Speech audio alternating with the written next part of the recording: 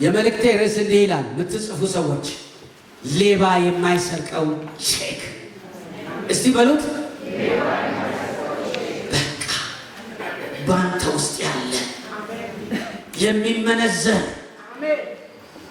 ለታሰረው መፈታትን የሚያመጣ በመከራ ዘመን እረፍትን ለትውልድ የሚያመጣ ሌባ የማይሰርቀው ቼክ። ሃሌሉያ! የጌታ ስም የተባረከ ይሁን። ሁለተኛ ነገሥት ምዕራፍ 4 አነበዋለሁ። ከነቢያትም ወገን ሚስቶች አንዲት ሴት ባሌ ባሪያህ ሞቷል፣ ባሪያህም እግዚአብሔርን ይፈራ እንደነበረ አንተ ታውቃለህ፣ ባለዕዳ ልጆቼን ባሪያዎች አድርጎ ሊወስዳቸው መጥቷል ብላ ወደ ኤልሳ ጮኸች። ኤልሳ አደርግልሽ ዘንድ ምን ትሻለሽ? በቤትሽ ያለውን ንገሪኝ አላት። እርሷም ለእኔ ለባሪያህ ከዘይት ማሰሮ በቀር በቤቴ አንዳች የለኝም አለች። እርሱም ሄደሽ ከጎረቤቶችሽ ሁሉ ከሜዳ ባዶ ማድጋዎችን ተዋሺ። ሸክም ላይ ሸክም የሚጭን ይመስላል። አታሳንሻቸውም። ጭንቃላ ያዟት። አታሳንሻቸው። ሃሌሉያ! የጌታ ስም ብሩክ ይሁን አላት። ገብተሽም ካንቺና ከልጆችሽ በኋላ በሩን ዝጊ፣ ወደ እነዚህም ማድጋዎች ሁሉ ዘይቱን ገልብጪ፣ የሞላውንም ፈቀቅ አድርጊ አለ። እንዲሁም ከእርሱ ሄዳ በሩን ከእርሷና ከልጆቿ በኋላ ዘጋች። እነርሱም ማድጋዎችን ወደ እርሷ ያመጡ ነበር፣ እርሷም ትገለብጥ ነበር። አሜን። በአንቺ ውስጥ ያለ ቼክ መከራሽን ይገለብጠዋል። በአንተ ውስጥ ያለ ቼክ መከራህን ይገለብጠዋል። የኢትዮጵያን ጥያቄ፣ የመከራ ጥያቄ፣ የሐዘን ጥያቄ፣ የልቅሶ ጥያቄ እግዚአብሔር በዝማሬ ይቀይረዋል። በአንተ ውስጥ ያለው ቼክ ሃሌሉያ! አንተ ውስጥ የተቀመጠው ቼክ ተራራውን ደልዳላ ሜዳ ያደርጋል። አሜን። አታሳንሻቸው ማለት። እንዲሁም ከእርሱ ሄዳ በሩን ከእርሷና ከልጆቿ በኋላ ዘጋች። እነርሱም ማድጋዎችን በኋላ ከልጆቿ በኋላ ዘጋች። እነርሱም ማድጋዎቹን ወደ እርሷ ያመጡ ነበር፣ እርሷም ትገለብጥ ነበር። ማድጋዎቹን በሞሉ ጊዜ ልጇን ደግሞ ማድጋ አምጣልኝ አለችው። እርሱም ሌላ ማድጋ የለም አላት። ዘይቱን ቆመ። መታም ለእግዚአብሔር ሰው ሃሌሉያ ከተባረከች በኋላ ኢየሱስ የቱ ነው ያላለች የተባረከች ሴት የእሷ ጸጋ በእጥፍ ድርብኛ ላይ ይሁን። ለእግዚአብሔር ሰው ነገረችው። እርሱም ሄደሽ ዘይቱን ሽጪ፣ ለባለዕዳም ክፈይ፣ አንቺና ልጆችሽም ከተረፈው ተመገቡ አላት። ሃሌሉያ! ተመገቡ አላት። በብሉይ ኪዳን ዘመን ልጆቿ ለምንድን ነው በዕዳ የተያዙት? ሲጀመር ቃሉ ምንድን ነው የሚለው? ባሌ ባሪያህ እግዚአብሔርን ይፈራ እንደነበረ አንተ ታውቃለህ። ባሌ ባሪያህ ሞቷል፣ ልጆቼን ባለዕዳ ሊወስዳቸው መጥቷል። ብዙ ቦታ ይህን ቃል ተናግሬያለሁ። እንደውም ሲመስለኝ ሲገባኝ ባለዕዳው የዛ ቀን መጥቶ ዘግይተህ ለምን መጣህ? በቃ ቁጭ በልና ጠብቀኝ ብሩን ላምጣልህ ብላ እንደወጣች ነው የሚገባኝ። መብቴ ነው። ኢየሱስ ጌታ ነው። መብቴ ነው። ምን ችግር? ክብር ለኢየሱስ ይሁን። አደራረጉ ልዩ ነዋ ጌታ። እና ምንድን ነው ያላት? ባሌ ባሪያ ምን አለችው? እግዚአብሔርን ይፈራ እንደነበረ አንተ ታውቃለህ። ባሌ ባሪያ ሞተዋል፣ ልጆቼን ባለዕዳ ሊወስዳቸው መጥተዋል አለችው። በቤትሽ ምን አለ? ይሄ የተቀባ ሰው፣ ሰውቶ የወጣ ሰው፣ እጸልይልሻለሁ 10 ሺህ ብር አምጪ የማይል ሰው፣ 2 ፍየል ስበሽ ነይ የማይል ሰው፣ ቲሸርት ግዢ የማይል ሰው ምንድን ነው ያላት? በቤትሽ ያለው ምንድን ነው? አደርግልሽ ዘንድ የምትፈልጊው ንገሪኝ አላት። ለእኔ ለባሪያ ከባዶ ማሰሮ በቀር አንዳች ነገር የለኝም አለችው። ከዛም ሂጂ አላት፣ ከጎረቤቶችሽ ባዶ ማሰሮ ተዋሽ፣ አታሳንሺ። ምክንያቱም ይዘሽ የመጣሽው ቼክ ምንዛሬው ብዙ ነው። አሜን። በአንተ ውስጥ ያለው ነው የሕዝብን የትውልድን ጥያቄ የሚፈታ። በአንቺ ውስጥ በእናንተ ውስጥ ያለ ነው የትውልድን ጥያቄ የሚፈታ። ዘመን የማይሽረው ጌታ፣ የልጅነቴ አምላክ፣ ወልዶ የማይገድል አክብሮ የማያዋርድ አንስቶ የማይጥል በየትኛውም ስብራት ላይ የጠገን ዘይት የሆነ ጌታ ባንተ ውስጥ አለ፣ ባንቺ ውስጥ አለ። እኔ 2002 ላይ ወደ ጀርመን ለአገልግሎት ለመሄድ የተዘጋጀ ሆላንድን አገልግሎት ነበረኝና ለሄድ በእኛ በኢትዮጵያ 2002 ላይ ጥያቄ ጠየቅኩኝ። ይሄ ሰው እግዚአብሔርን የሚፈራ ከሆነ እኔ ድሮ ልጆኜ እንደምቅመው ጫት ማይቅም ከሆነ አረቄ ማይጠጣ ከሆነ እንዴት ልጆቹን በዕዳ አስይዞ ይሄዳል? ቃሉ ሚለው እግዚአብሔርን የሚፈራ መመርመር ጀመርኩኝ። መልስ አላገኘሁም። ግን ጀርመን ገብቼ ከዶች ወደ እንግሊዝኛ የተመለሰ የብሉይ ኪዳን ጥናት ላይ ይሄ ሰው የዚህ ሴትዮ ባል ይገርማችኋል ወገኖቼ ሆይ በኤልዛቤል ዘመነ መንግስት የእስራኤልን የእግዚአብሔርን ነቢያትና ካህናት ኤልዛቤል ታስገድል ስለነበረ በየዋሻው ወስዶ ደብቆ አንተ ጋር ይመጣና እባክህ ፓስተር እንደው መልስልሃለሁ፣ እንደው ዳቦ መግዣ ይልሃል። ከዛ ካንተ ይበደራል፣ ከሱ ይበደራል፣ ከሷ ይበደራል። እየተበደረ እነዛን ከኤልዛቤል ሰይፍ ሊያስጥላቸው የሰወራቸውን ነቢያት ይመግብ ነበር። ዕዳውን ሳይከፍል ግን ሞተ።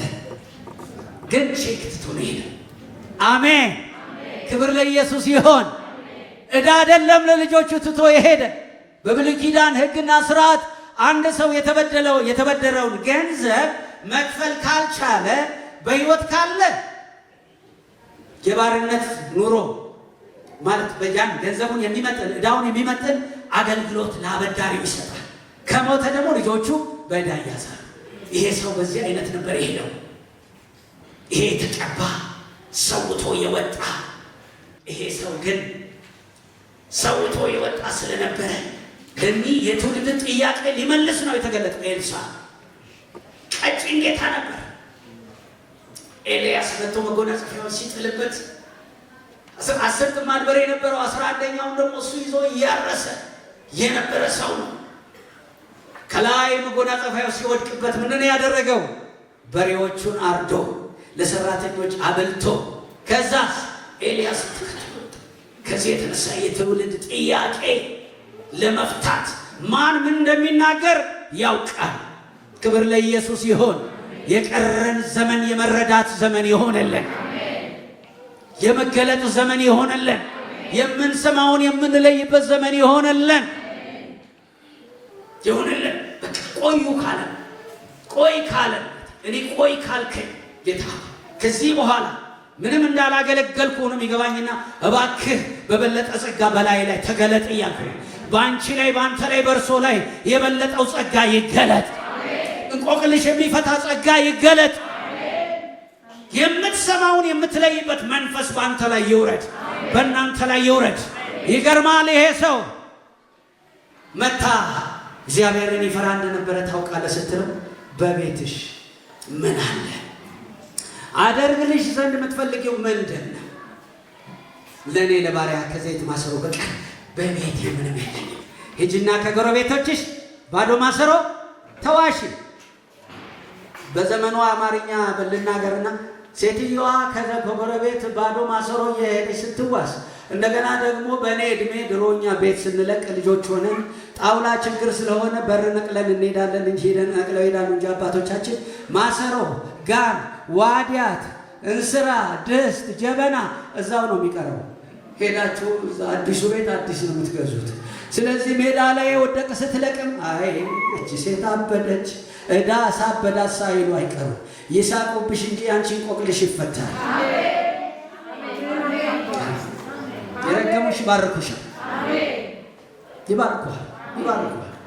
ክብር ለኢየሱስ ይሁን። በቃ ለቀቀች ሳይሏት አይቀሩም።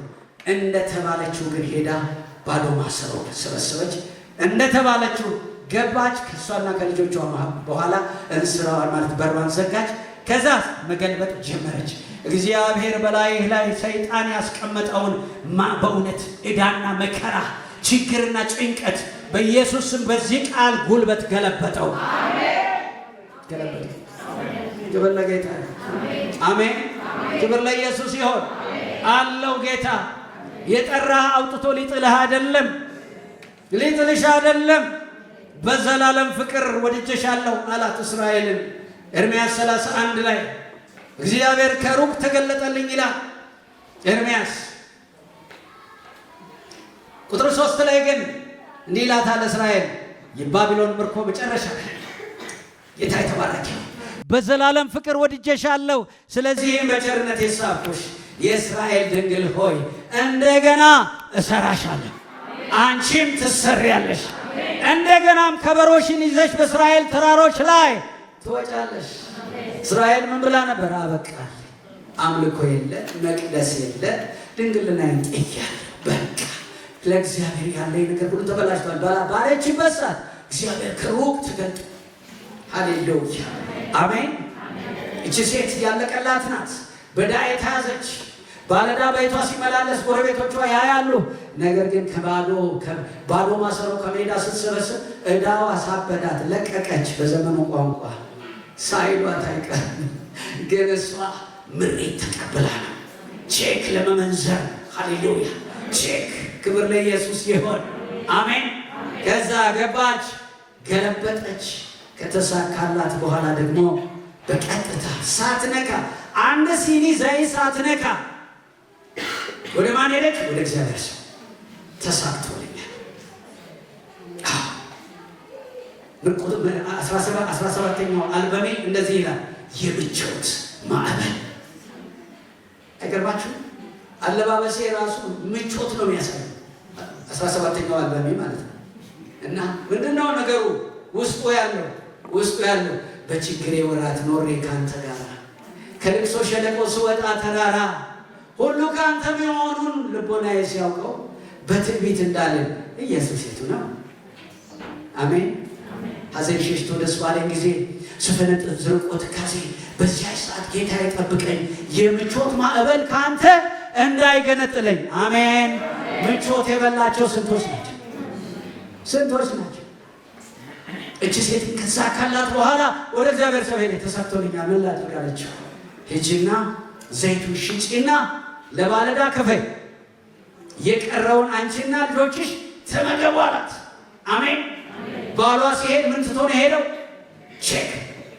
እግዚአብሔርን መፍራት የመፍራት የመጀመሪያው ተቀዳሚው ክርስቶስ ኢየሱስን እንደ ግል አዳኝ አድርጎ መቀበል፣ የእግዚአብሔር ልጅ መሆን፣ ስማችን በሕይወት መጽሐፍ መጻፍ፣ ይሄ ነው ቼክ። በአንተ ውስጥ የትውልድን ጥያቄ የሚፈታ የሚመነዘር ማንም አስመሳይ አስመስሎ ቼክ ላይ ፈርሞ አይወስድብህም፣ አይወስድብሽም፣ አይወስድብህም። ዋጋ ላይ ያስቀምጠው፣ በድሮ ቋንቋ የአማርኛ የገጠር ነው። ዋጋ ላይ ያስቀምጠው፣ ታዛ ላይ ያስቀምጠው አይታወቅም፣ ግን ቼክ ትቶ ነው ይሄዳል። የሚመነዘር እግዚአብሔርን አምልከሽ አትጠፊም። እግዚአብሔርን አምልከህ አትጠፋም። በአንተ ውስጥ ሌባ የማይሰርቀው ቼክ ኢየሱስ አለ። አሜን። ሁለተኛ ነገር ወደዛው መጽሐፍ ላይ ምዕራፍ 5 ላይ ሄዱ። አስደናቂ ነገር ታያላችሁ። ምዕራፍ 5 ላይ ከቁጥር ጀምሮ በጣም የሚደንቅ ነገር ነው። የሶርያ ንጉሥ ሰራዊት አለቃ ንዕማን እግዚአብሔር በእርሱ እጅ ለሶርያ ደህንነት ስለሰጠ በጌታው ዘንድ ታላቅ ክቡር ሰው ነበረ። ደግሞም ጽኑ ኃያል ነበረ፣ ነገር ግን ለምጻም ነበረ። ጀግና ነው ይሄ ሰው። ለሶርያ ደህንነት ብዙ ታላቅ ነገር ያደረገ ሰው ነው። ከዚህም የተነሳ ጽኑ ኃያል ሰው ተብሎ የሚጠራ የክብር ስም ያለው ወገኔ፣ የትኛውም ክብር ሙሉ አያደርግም። ምድራዊ ክብር፣ ምድራዊ ስልጣን ሙሉ የሚያደርግ ሃሌሉያ የናዝሬቱ ኢየሱስ ብቻ ነው። ስሙ የተባረከ ይሁን እና ነበረ። ነገር ግን በዛ ቤት በጣም የሚደንቅ ነገር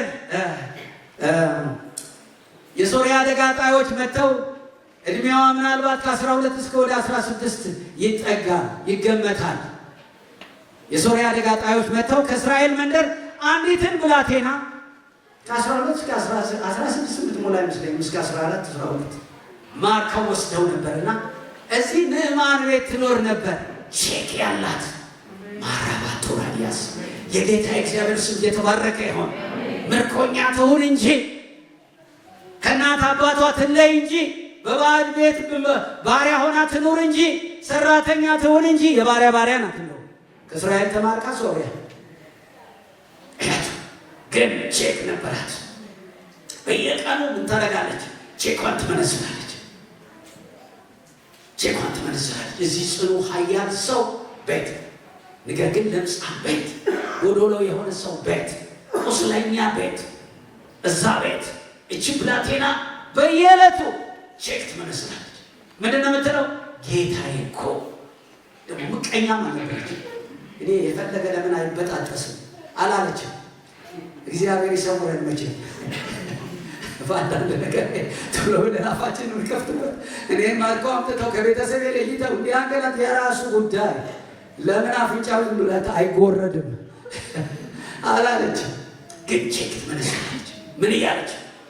ጌታዬ እኮ ጌታዬ እኮ ጌታዬ እኮ ወደ እስራኤል ምድር ቢሄድ በነቢዩ ዘንድ ቢሄድ ከለምጹ ሊፈወስ ነበር እያለች ለእመቤቷ ትነግራታለች በየቀኑ። አንድ ቀን እመቤቷ ለባሏ ለንዕማን ነገረችው። አረቺ ምርኮኛ ብላቴና እንደዚህ እንደዚህ ትላለች። እስቲ የሶርያ ንጉሥ ደብዳቤ እንዲጽፍልህ ነገራውና ለምን ሄደህ እዛ አትፈወስም አለችው። ሚስቱ ቼኩ እየሰራ ነው። አሜን። በአንተ ውስጥ ያለው ቼክ ይበልጣል። እባክህ ያን ጊዜ አውሮፓ ስትንቀሳቀሱ ጥቁር ሲያዩ ፊታቸው በቃ እንትን ይላል። እኔ ደግሞ ግሩምና ድንቅ ሆኜ ተፈጥሬያለሁ። መዘመር ሲጀምር በቃ ፊታቸው ይመለሳል። ዘፋኝ ነህ ሌላ አይደለም፣ ዘማሪ ነህ። ኢየሱስ ክርስቶስ ጌታ።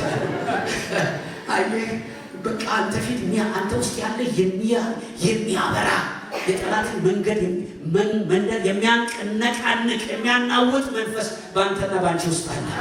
ክብር ለኢየሱስ ይሆን፣ ክብር ለእርሱ ይሆን። ከዛስ እሺ አለና ሄዶ ለሶርያ ንጉሥ ኧረ በእኔ ቤት ያለች አንድ ብላቴና ከለምጹ ይፈወሳል ወደ እስራኤል ምድር ወደ ነቢዩ ቢሄድ ብላለች እና ደብዳቤ ጻፍልኝ አለ። የሶርያ ንጉሥ ጻፈለት። ምን ችግር አለ አለና ጻፈለት። ከዛ ንጉሡ ሲሰማ የእስራኤል ንጉሥ ደነገጠ። አያችሁ ነገር እኮ ነው የሚፈልገኝ እኔ እንዴ ለምጽ ፈውሳለሁ። ይሄ ሰውዬ እኮ ለዳግም ሌላ ጦርነት ፈልጎኝ ነገር ሲፈልገኝ አያችሁ ምናምን ብሎ ሲል ነሰማ። ይሄ የተቀባ ሰው ሰውቶ የወጣ ሰው ያላከው ክርስቶስ የላከው በመንፈስ ቅዱስ መነዳት በሬውን አርዶ ትናንቱን ሰውቶ የወጣ የእግዚአብሔር ሰው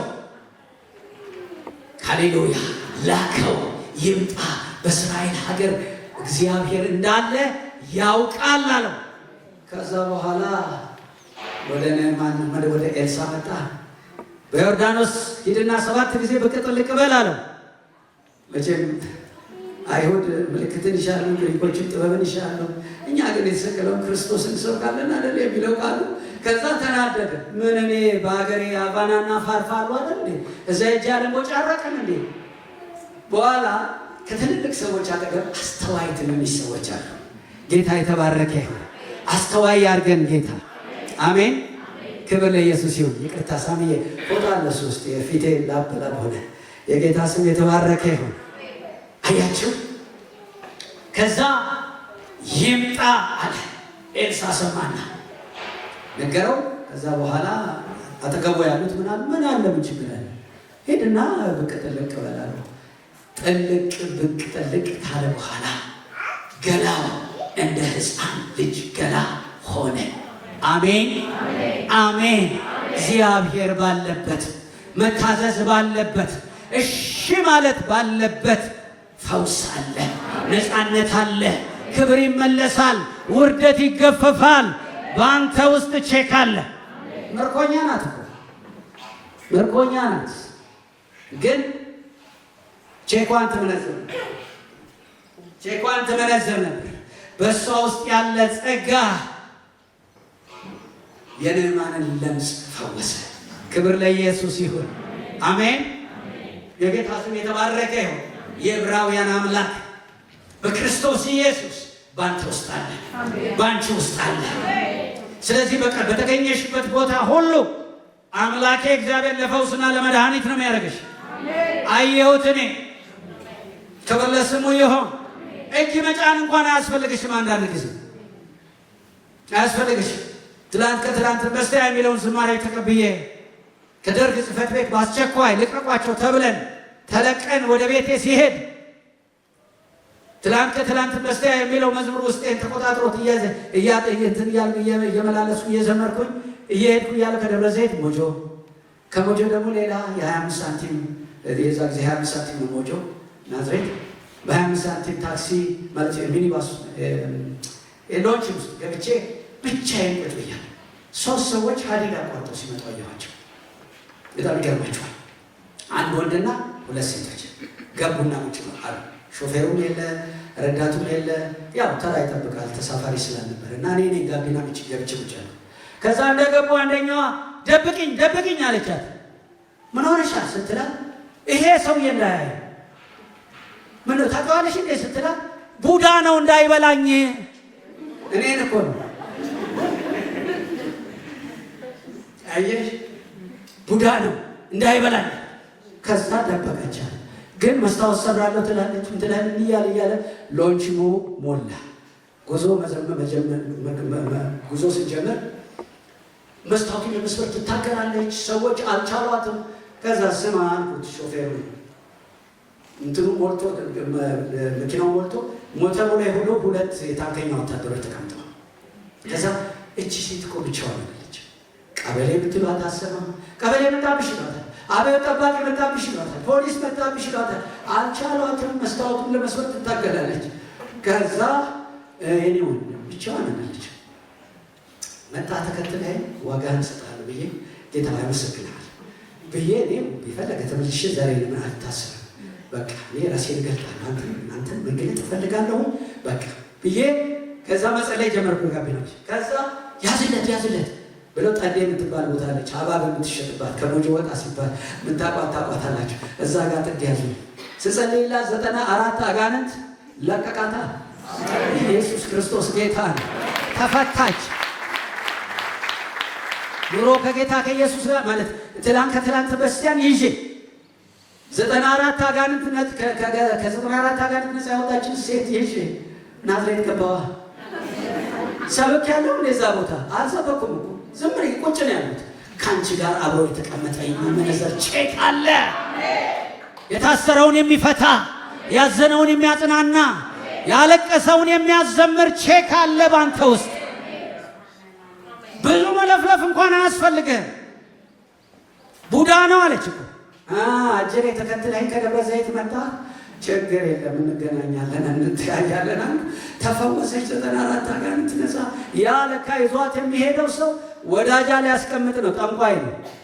ብቻ ሌላ ታሪክ ውስጥ አልገባም። ተውኝና በጣም የሚደንቃችሁ ነገር እቺ ልጅ ሁልጊዜ ጌታዬ እኮ ወደ እስራኤል ሀገር ቢሄድ ወደ ነቢዩ ቢደርስ፣ ክብር ለኢየሱስ ይሁን፣ ቼኳን ትመነዝር ነበር። ልጨርስላችሁ፣ አላደግማችሁም። ለምን ማስታወቂያችሁ ውስጥ ሁኑና ነው የምትሰሙኝ። የተነገረው ማስታወቂያ ውስጥ ሐዋርያት ሥራ ምዕራፍ 3 ላይ እንሂድ እና በጣም የሚደንቃችሁ ነገር አንድ ቼክ ያሳያችኋል። አንድ ቼክ አንቺ ብቻሽን አይደለሽ። የትኛው የቤት ሰራተኛ ሊስትሮ ሁን፣ ዘበኛ ሁን፣ የት ጋም ሁን፣ በአንተ ውስጥ የሚመነዘር ቼክ አለ። በእምነት እነግርሃለሁ፣ አንተ አሜን ብለህ ከተቀበልክ በአንተ የታሰሩ ይፈታሉ፣ ያዘኑ ይጽናናሉ፣ የወደቁ ይነሳሉ።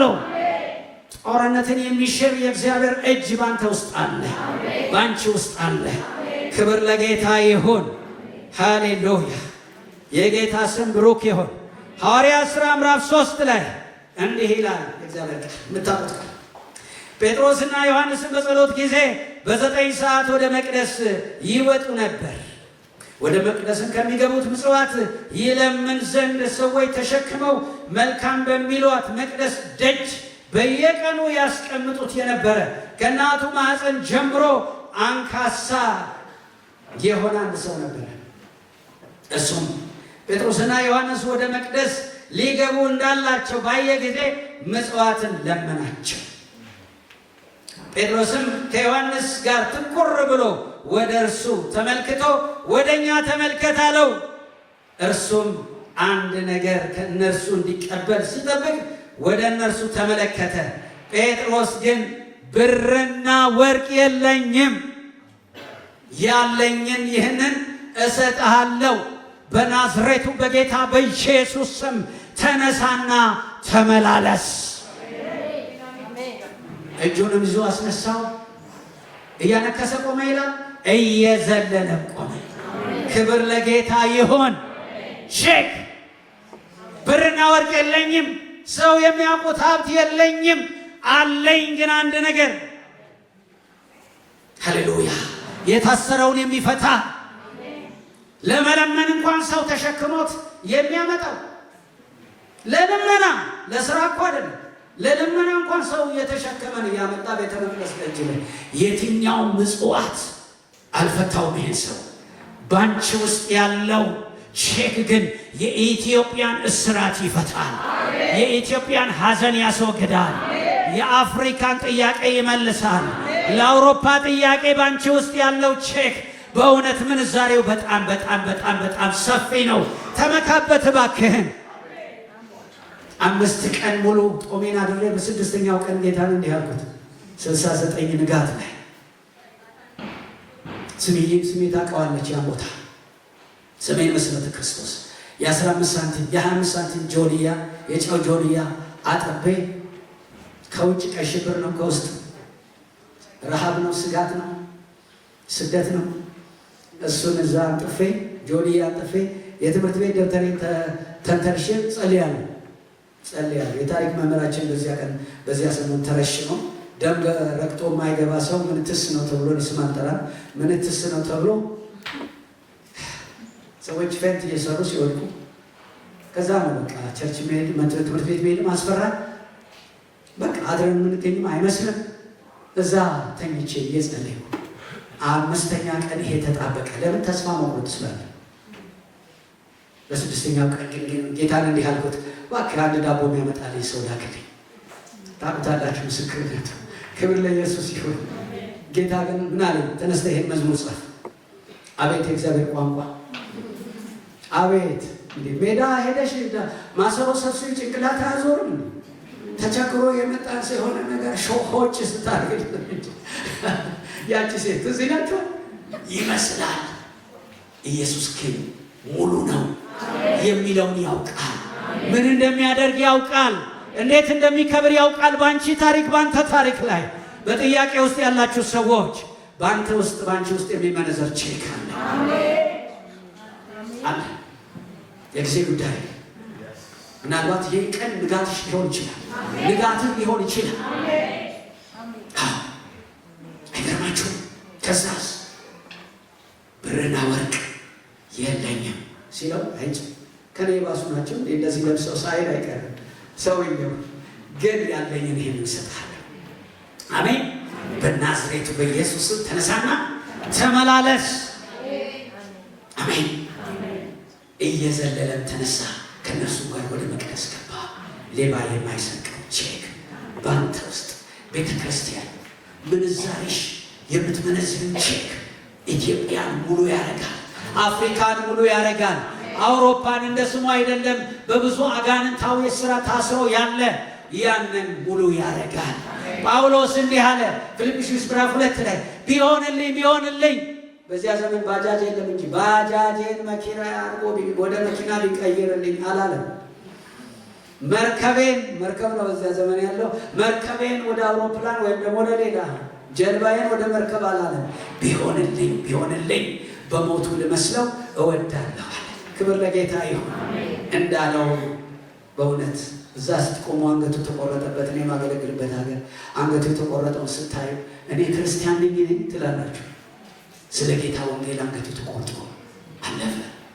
ነገር ግን ይሄው ለዓለም ለትውልድ ስለ መጨረሻይቱ ዘመን ለሙሽራይቱ ቁንጅና በቂ መጋቢ ሆነው በመቃብር ሆኖ እሱ እየሰበከን ያለው። ክብር ለስሙ ይሆን። አሜን። ጌታ የተባረከ ይሆን። በአንተ ውስጥ ሌባ የማይሰርቀው ቼክ አለ። መንዘሪ ውጭና ይሄው ማስታወቂያውን ሰምቻለሁ። ከዚህ ውጭ ውበት የላትም ቤተ ክርስቲያን ወታ እኔ ማን ነኝ? እንድርያስ። ክብር ለኢየሱስ ይሁን። አሜን። እንድርያስ ነኝ። ጌታ የተባረከ ነው። እኔ እንድርያስ ነኝ። የምለው አለኝ፣ የማደርገው አለኝ፣ የምመነዝረው አለኝ፣ የምሰብከው ምዘምረው አለኝ፣ ምናገረው አለኝ። ለከፋው መጽናናት የሚሆን ለወደቁ መነሳት የሚሆን ሞት አፋፍ ላይ ለደረሱ የመቃብርን ድንጋይ ማንከባለል የሚያንከባለል ሀብት አለኝ። እኔ ውስጥ ቼክ አለ። እስቲ እኔ ውስጥ ተመንዝሮ የማያልቅ ቼክ አለ በሉ። ተናገር። ሌባ የማይሰርቀው ቼክ አለ። ቼኬን እመነዝራለሁ። አሜን። ክብር ለጌታ ይሁን። በቃ አላደክማችሁም። አንድ ዝማሬ ዘምርና ፓስተር ዮሐንስ ይጸልይልናል። በዚህ መንፈስ ዙሪያ በታሰበውም የዚህ የወንጌል ስርጭት ዙሪያ እኛ የምንመነዝረው አለን። ስሜነች ታውቃለች። 74 ላይ ክብር ካምሳ ቤት እኔና ደረጀ ከበደ ዶክተር ደረጀ ማለት ነው እናድርባት ከነበረች ቤት ድንገት አውጥቶ ስሜ ታውቃለች። ያን የመሰለ ዛሬ ወደ 70-60 ሚሊዮን ብር ሊያወጣ የሚችል ቤት ይሰራልኝ ጌታ። ያውም እኮ ጆሆቫ ዊትነስ ናት። እንትኖ መሐንዲሷ መዝሙሬን ትወደዋለች። ከዛስ ምን ሆነች? ለምንድን ነው ቦታ ማንጠይቀው አለች። እኔ ገንዘብ የለኝም። የዛ ጊዜ 30 ብር ከ50 ሳንቲም ነው የመሐንዲስ መጠየቂያ። ምቃዥ ነው አይደል ይመስላችሁ? 30 በቃ እኔ ስፖንሰር አደርጋለሁ። እኔ ወስዳለሁ። እኔ ከፍላለሁ። 150 የመሐንዲሱን ደግሞ እሱንም እኔ ይሸፍናል ማለት ነው። ክብር ካምሳ ቤት ድንገት አውጥቶ ስሜ ያን የመሰለ ቤት ሰራ። እንግዲህ ተገልግላበታለች፣ ጸልያበታለች፣ ታውቀዋለች። ያን የመሰለ እና አቡጊዳን ታውቋቸው ከሆነ ያሳደግኩት በቁምጣ ሱሪ ከየመንደሩ ሰብስቤ እነ ዶክተር አንተነህን አሁን አሜሪካ የሚኖር እነሱ ሰብስቤ ያሳደግኩበት ጌታ ባጀቱ በእጁ ነው። የኃይሉ ታላቅነት ከራሱ ነው። አቅም አይበደርም፣ አቅም አይዋስም። ያንተን ታሪክ ለመቀየር በአንተ ውስጥ የሚመነዘር ቼክ አለ። ምን ስለምሰማ አልኳችሁ? መዝሙሬን ስለምሰማ ትወደኛለች። እሷም እንደዛው በብር ካምሳ ቤት አብረን ነው። መሐንዲስ ናት፣ ግን በብር ካምሳ ቤት 60 ሰዎች አንድ ግቢ እንኖራለን። ለምን አትጠይቅም ብላ ያ ዝማሬው ምን ሆነ? ቼክ ማን? ኢየሱስ። አሜን። ክብር ለኢየሱስ ይሁን። ናን ዘምር